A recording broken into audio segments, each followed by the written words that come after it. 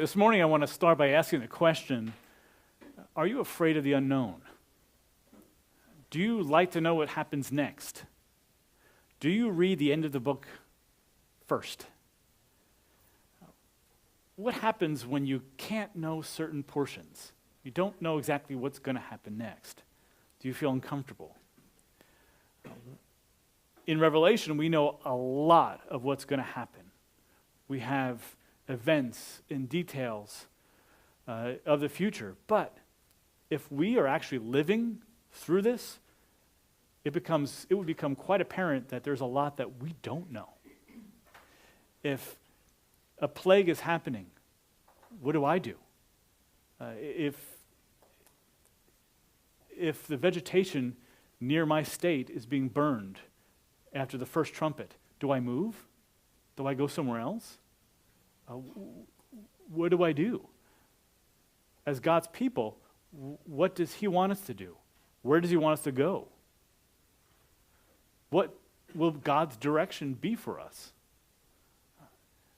Those are questions that I would definitely have if I was living in this time period, especially if I had to move, if the place where I was living was receiving the brunt of some of this destruction, or the persecution was such that if I didn't bow to the beast, which we'll get to in a few chapters, then I'd be killed. We need direction. This is the theme of our passage this morning. But before we get there, let's remind us of the context of where we've been. We're in Revelation. We've gone through the seven seals, and the seventh seal, when it was broken, the scroll was opened. The scroll was opened, showing that Christ had opened it and now is proceeding to carry out the plan to bring all of redemptive history to its close, where He will take back all of creation under His reign. The trumpets now come out. But before that happened, the 144,000 Israeli spiritual army was sealed in between the sixth and the seventh seal, and they are there as God's people to share the gospel with those who are left during this time period. So right now, when we're talking about the trumpets, we're in the second half of the 7-year period. So let's zoom in there. We have talked already about the first 4 trumpets, which had effects on the earth, the sea, the fresh water, and the sky. Then we talked about the plague of locusts, and then the 6th trumpet was this army. The 4 demons who were released set forth an army that was quite destructive, and it brought about a third of the world's population ending. Now, a couple things that I want to add to our discussion and add to our study before we go on is, after each trumpet, the Antichrist will be addressing these problems. He will be giving solutions and explanations that are false. The vegetation got burned. Oh, well, we need to stand as a people and to replant. We need to push on. We can do this. After each one of them, he's going to give a plausible explanation and how he's going to solve the problem and try to bring people united under his front. And those who identify him for who he is, the Antichrist, they will be persecuted. So thus the church will receive greater persecution after each one. Because after each one, he has to explain it not as the judgment of God, but as something else. They have to be able to maintain his position as being the Christ. The one question that we didn't address last week, which I want to start off with before we get into our text today, is the 6th trumpet had the army of 200 million. What happened to them? All of a sudden they disappear. We don't know what happens. How does it end? Does it continue? I believe chapters 17 and 18 actually discuss the fall of this army. The end of chapter 17 and all of 18 discusses the fall of the great city Babylon, which is this force, where it comes out of this region, which is in the Euphrates. And thus that portion that's recorded in 1715 through 1824 occurs at the end. Now, that's when the forces of the Antichrist deals a crushing blow to that 200 million man army. They are down and they are scattered, but they're not out. Because that army is still needed to rejoin and reunify for the Battle of Armageddon, which is at the end. Okay. But before we get there, before we go any further, in our text, in our narrative, we've been going through the trumpets, right through, one after the other. But now we have a break in our narrative flow. And before the seventh trumpet is blown, John is shown a vision of the angel and the little scroll, which is Revelation 10, 1 through 11. And in this vision, we're going to see three distinct parts. And the first part contains the angel descends with the scroll, which is in verses 1 through 4. But verses 1 through 3a, we have a description of the angel with the scroll. The text says, I saw another strong angel coming down out of heaven, clothed with a cloud, and the rainbow was upon his head, and his face was like the sun, and his feet like pillars of fire. And he had in his hand a little book which was open, and he placed his right foot on the sea and his left foot on the land, and he cried out with a loud voice as when a lion roars. This is some description. This is quite detailed and quite colorful. The text starts off with John saying, I saw. Now this signifies that this is beginning of a new vision for John. And he's describing something that he sees that's new. Apparently, John has been transported to the earth from an earth perspective when he saw the horse and the riders in chapter 9, verse 17. And from an earthly perspective, he now sees this vision. So he says, now I saw an angel coming down out of heaven. It implies that he's no longer in heaven, but he's seeing these things from an earthly perspective. And he sees another strong angel. Now it says another. Well, where's the first one? The first one was the sixth archangel that had the trumpet from the last chapter. That strong angel went down and released those 4 demons that were in the Euphrates River. So here, there's another strong angel. Now, first angel in chapter 9 released the demons that brought great destruction on the earth and part of God's judgment. And what about the people that have to live through that? About God's people that have to live through that? What will this angel do? Will this angel bring more destruction, or will this angel bring something else? I want to hold that question for just a couple of verses. So John says that he saw the angel coming down to the earth. That communicates that that angel is descending in order to affect and influence the things that are on the earth, the people that are on the earth. We've seen this in all of the seals and trumpets, that the angels come down and then effects happen on the earth. And now I want you to notice that John goes into great detail explaining what this angel looks like. How many angels have John seen so far in the book of Revelation? A lot of them. And how many of them has he described? Hardly any. This description is not altogether unique or altogether strange. If you read in Daniel 10, verses 5 and 6, you'll see some of the characteristics here repeated there.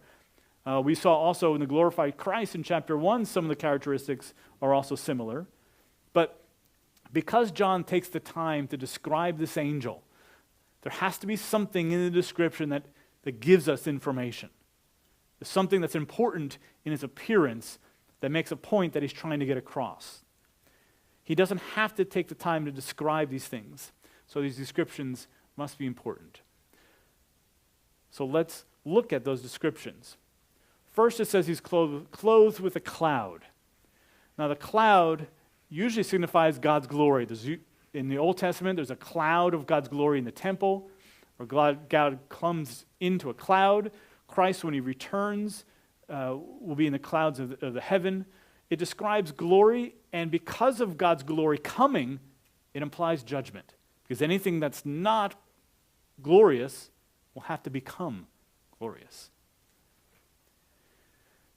So he's clothed with a cloud. Second, he has a rainbow upon his head.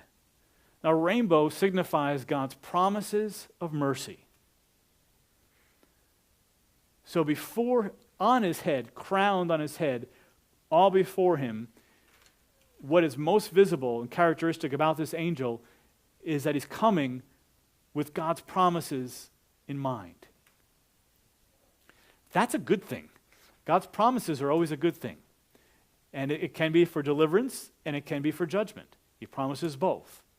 But in either way, God's promises are always a great thing when they're becoming fulfilled. So this angel is coming as a fulfillment of promises. Next, we see his face is like the sun. This is symbolic of unveiled glory. His actions in his coming will be glorious. The face being like the sun is described in chapter 1, verse 16 of Jesus in Revelation. It's also described of Jesus in the Mount of Transfiguration. His appearance was like the sun. Next, it says that his feet were like pillars of fire. Now, the idea of pillars of fire, that echoes back to Exodus, where God was a pillar of fire, represented his presence in a pillar of fire by night. And that was used both to guide the people of Israel and to protect them. So his coming seems to signify that same kind of guidance, possibly, and or protection. Next, he has a little scroll in his hand, and it's in his left hand, because we know the next portion he raises his right hand. So he has a little book. Literally, there's no books at this time. It's going to be a scroll. And he has a scroll, and that scroll was opened. Now, it doesn't mean it's unrolled, but it means it's unsealed. There's no seal on it. It's broken, so he can open it at any time. Usually, when you have an unrolled scroll, you need two hands to do it, because if you only have one hand, it rolls back up. Now, this is not the same scroll as chapter 5. The one in chapter 5 was in the Lamb's hand. Christ had that scroll because that was the deed for all of creation. And that would not leave Christ's possession. Nor would the angel have power to take it or to hold it, to own it. Nor would that scroll be given to John to eat, which is about to happen. So this is a different scroll. It's a new scroll. So what is this scroll? Well, the scroll contains prophecies concerning the end. And there will be possibly written instructions upon it for this angel to carry out. Now, angels in heavenly visions allude to or have other scrolls containing prophecy. In Ezekiel 2:9, in Ezekiel's heavenly vision, it says, "And then I looked, and behold, a hand was extended to me, and lo, a scroll was in it." And then Ezekiel's told to then take the scroll and eat it. In Daniel 10, verse 21, where an angel's coming to share prophecy with him, an understanding of the vision that he saw, it says, "Therefore, this is the angel speaking, therefore I will tell you what is inscribed in the writing of truth," which is some kind of heavenly scroll, some kind of heavenly writing. So scrolls and angels are not something that's unique to Revelation, not something new. This is common. So this angel does not only carry the message, but also has the authority to carry out its contents. We see that his feet are on the land and on the water. It shows that his authority is worldwide, and his effects will be worldwide. And just visually, in order for him to have 1 foot on the land and 1 foot in the sea, it's probably a very large angel, at least in appearance. And so what is he in verse 3, it says, "And he cried out with a loud voice, like as when a lion roars." Now, sometimes in the Old Testament, God's voice is viewed as a roar like a lion, like Amos 3:8, but in other passages as well. And what that communicates, always in these passages in the Old Testament, it communicates a startling, powerful voice that brings fear. So here, this angel cries out with a loud cry, and it's like a lion bringing power and bringing dread and fear, the fear of God. So his loud cry signals that the content of the little scroll are to be carried out upon the earth. And what is carried out? Well, we see two responses to the angel's cry in the second part of verse 3 through 4. The first response is that, and when he cried out, the 7 peals of thunder uttered their voices. Now here, thunder spoke. In the scriptures, the voice of God is sometimes likened to thunder. Exodus 19:19 on Mount Sinai, God's voice was heard like thunder and the people were scared. John 12:29, when God the Father says, "This is my beloved Son," people that were there said some of them thought it was thundering. They heard thunder. Sounds of thunder were also heard in Revelation 4:5 around the throne. Lightning, voices, and thunder, which communicated or signified the communication of God. Also in Revelation 6:1, the 4 living creatures had voices and sounded like thunder. And then again in Revelation 19:6, we're not there yet, but eventually there's a whole host of angels that speak, and John says he heard them like they were thunder.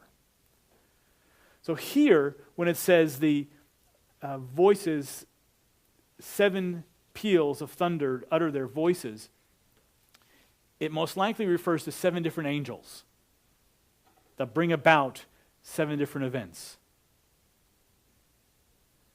The second response is in verse 4. It says, when the 7 peals of thunder had spoken, I was about to write, and I heard a voice from heaven saying, seal up the things which the 7 peals of thunder have spoken, and do not write them. It's hard not to know. It's difficult to know. John heard this, saw this, and yet, what is it? Curiosity. We want to know all the things of God. We want to know the words of God. Interesting that John was about to write them down. He's not writing the book at this time, but he's probably writing notes. He's taking notes. So we need to ask the question, what did the thunder say? What did they say? Short answer, I don't know. Deuteronomy 29:29 says, the secret things belong to the Lord our God, but the things revealed belong to us and to our sons forever, that we may observe all the words of this law. This is something that we don't know. We don't know the content of what they said. And although we don't know what they said, we can deduce the nature of the content. Look back with me on the seals. The first 6 seals were opened in chapter 6. And then in chapter 8, we had the 7th seal. But in chapter 7, it stopped the flow of the narrative. And we saw an authoritative angel was putting a seal on God's witnesses and God's people on the earth, 144,000. And then John is shown the lives of those who were saved that came out of the tribulation from every tongue, tribe, and nation before the throne of God. Okay, so because there is also a break in the narrative just before the 7th item. Here it's before the 7th seal. For us, it's before the 7th trumpet. Because there's a same exact pattern, we expect the same content. So in chapter 10, where we are, we're still wondering. But in chapter 11, we see God's 2 prophets who are witnesses for him. So in chapter 10,